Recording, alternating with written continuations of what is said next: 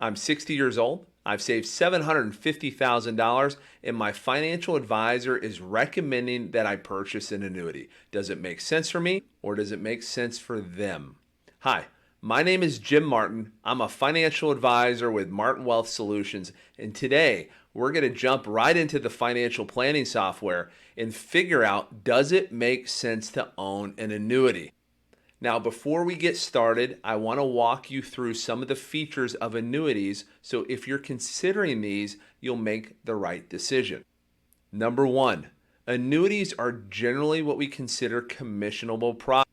What that means is when you purchase an annuity, the financial advisor will receive compensation in the form of a commission. Now, that is not an inherently bad thing. It's important for you to know that there might be a conflict of interest because of the commission that might be payable. In fact, some annuities pay very high commissions. Ask your advisor what the commission will be on an annuity before you purchase it. The second thing you need to know about annuities is that they're backed by the claims paying ability of the insurance company. They are not backed by the FDIC or the federal government. And the third thing to know about annuities is generally they're going to have terms. These terms can range anywhere from 3 to 15 years. If you get out of the annuity early, you might be subjected to something called a surrender charge, which could be significant depending upon the type of annuity you purchase. Now, there are a lot of other features about annuities we can get into, but I would like to walk you through the three types of annuities that are most commonly used today. Number one would be a variable annuity. Variable means subjected to change. That means your principal could go up or down, and generally speaking, variable annuities can have very high fees. Sometimes, however, an annuity can provide a guaranteed lifetime income stream, and variable annuities would potentially be able to do that either through annuitization or a guaranteed income rider. Another popular annuity is what we refer to as a MYGA, a multi-year guaranteed annuity. These have some similarities to CDs, but some differences as well. Again, they're backed by the claims paying ability of an insurance company. Generally, the terms are fixed, meaning that for 5 years, you'll get a very specific rate of return. However, be aware, there is a surrender charge, meaning that if you needed your money early, you will likely pay a penalty. And the most common annuity today is what we refer to as a fixed indexed annuity. Now, these can be very simple or very complex depending upon the product. Fixed index annuities credit interest based upon the index they're following. Generally speaking, their terms are from 5 years to 10 years. In our example today, we're going to consider a fixed indexed annuity. So let's go to the planning software. All right, so now we are taking a look at Bob and Sally YouTube, our hypothetical couple who is 60 years old. Bob is 60, Sally is 59, and they have saved $750,000 for retirement, and they're wondering, should I have an annuity? Should I buy an annuity? Should I follow the advice of the person who is offering this, and does it make sense for me? So let's figure out if it does indeed. Now, we're assuming they have a net worth of $1.4 million. That includes $65,000 in their bank accounts, $750,000 they've saved for retirement and 401ks, and of course, their house. Let's take a look at the individual investments so you have a better feel of what we're talking about. Now, for the purposes of planning, I assume their $25,000 checking account was not going to be taken into account for financial planning purposes. I did, however, think that their savings account was on the table. Now, in addition to that, they have $750,000 in 401ks. Bob has $450,000 and Sally has saved $350,000. Let's take a look at how those are invested so we're getting a fair view on where they're at. Now, I'm assuming that each of them are in a moderate allocation. And what that means is they will have 60% in the market and 40% fixed. Now, we're going to assume that their 40% fixed are a mix of bonds and their market-based investments are a mix of large cap, mid cap, and small cap. Very boring, I know, but important to the plan. Now, every financial plan you build starts with someone's goals. I mean, how do you make a plan work if you don't know what you're trying to accomplish? We're assuming that Bob wants to retire at the ripe old age of 63 And we're assuming Sally wants to retire now on her 59th birthday. We're also assuming that they're going to need $4,500 a month, which is a modest retirement. But again, we're just doing this as a hypothetical so you can benchmark if an annuity makes sense if you're in this situation. Now, Bob and Sally also have healthcare costs in retirement.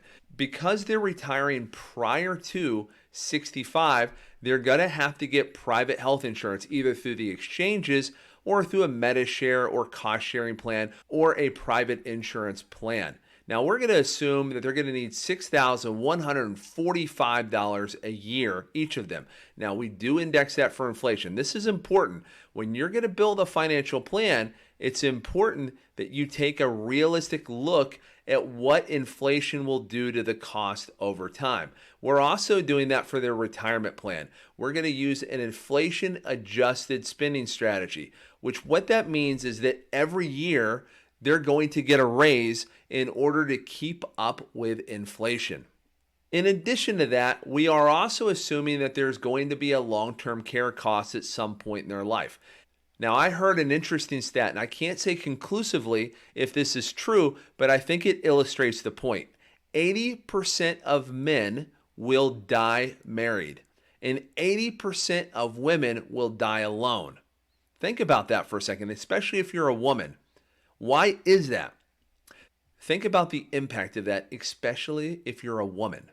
Generally speaking, women tend to be younger than their spouses. And because they live longer, they tend to also act as the caregiver for their spouse. So in our projection, Bob is not going to require any long-term care dollars because he's selfishly going to die and leave Sally on her own. Because Bob is going to predecease Sally, Sally is going to require some long-term care planning at the end of her life. And we're assuming that the last 2 years of her life, she's going to need $59,000 income adjusted to handle the cost of long-term care, whether that's in home or in a nursing home.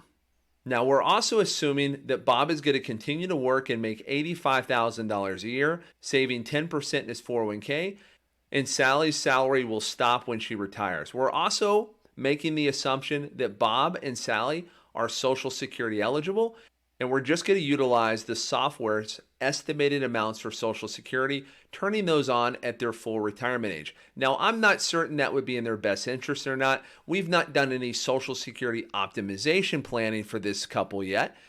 But if they were a client of ours, we go through a deep strategy to figure out the best time to turn on Social Security.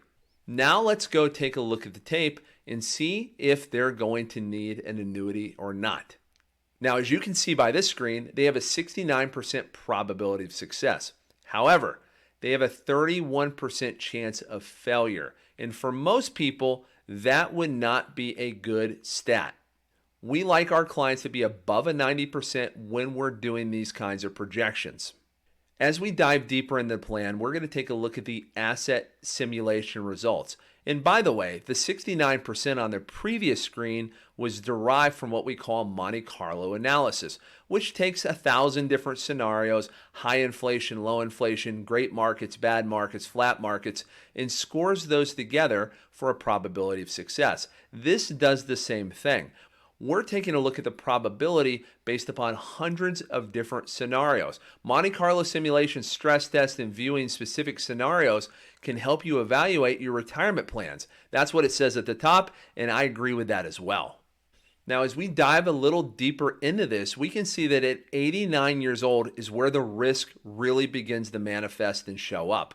And generally, that's because of that long-term care event later in life. You see, they might not have enough money to adequately plan for a long-term care event. So let's go ahead and knock out long-term care as a goal and see what that does to the plan. And as you can see now, the entire scenario has changed. Now they have a 92% probability of success. But it's not as though the long-term care risk has gone away. We've just omitted it from the plan. And a lot of people fail to factor in the long-term care risk. Now, there's a lot of ways you can address long-term care planning, and generally speaking, sticking your head in the sand is not one of them. However, we have not factored in leveraging their house to pay for long-term care or even thought about that in a consideration around it yet. So it is worth removing from the equation as we're trying to figure out, do they need an annuity? Because remember, what an annuity does, generally speaking, it provides two features that I think are important. It can de-risk your retirement in the sense it takes away market risk. You're putting your investments in a product or a solution that does not necessarily have market risk. Remember, we're considering a fixed indexed annuity for this scenario and not a variable annuity. Variable annuities do generally have market risk. Additionally, annuities can create lifetime streams of income, guaranteed streams of income, which can be useful if one of your large concerns is running out of money. So as we dive deeper into the plan, we can see that the projections are much rosier now that we're not factoring into the long-term care event. And because generally speaking, annuities don't solve for long-term care, it made sense to remove it from this scenario. What you're looking at are simulations based upon good markets and bad markets. If you look at the top of the line, it says when they pass away, they're going to have $2.6 million. And it says that, well, there's a risk that they might have nothing as well in their late 90s. Generally speaking, I don't think the very best scenario is going to come true. And conversely, usually the worst case scenario doesn't come true either, although it certainly could. We tend to like to live in the middle. If we look at the median, we're looking at somewhere at 91, $1 million left. Now, we're not certain this is going to happen. There's a lot of moving parts that will occur over the next 10, 15, 20, or 30 years to move this. This is why consistently and constantly updating your plan is so powerful. This is not a set and forget it scenario. Hey, if you're enjoying this video, do me a favor and hit that thumbs up, that like button. It helps YouTube share the video with more people as we're trying to grow our channel. Also, would love for you to subscribe to the channel. Hit that subscribe button. We try to release a new video every week. So now we're at the point where we make the determination, do you need an annuity? Well, I'm not so sure. There's not a risk necessarily of running out of money. It looks like the end of the life is where the biggest risk comes in. However, it might make sense to own an annuity if you don't want to take market risk. I would say if you're going to own an annuity, understand why you own it and why it makes sense for you. It's also okay to ask the advisor what the commission is. Remember, not all annuities are created equal. You want to make a decision that's right for you. And don't ever feel pressured to purchase a product. In fact, if you do, I suggest running the other way. Work with an advisor who's willing to take the time to explain why it makes sense for you and why they're recommending it. Hey, if you found value in this video, do me a favor and like it. That helps us get the word out. Additionally, you can always subscribe. We try to release a new video every week. Thanks for watching. We'll be back next week. And remember, plan well and retire happy.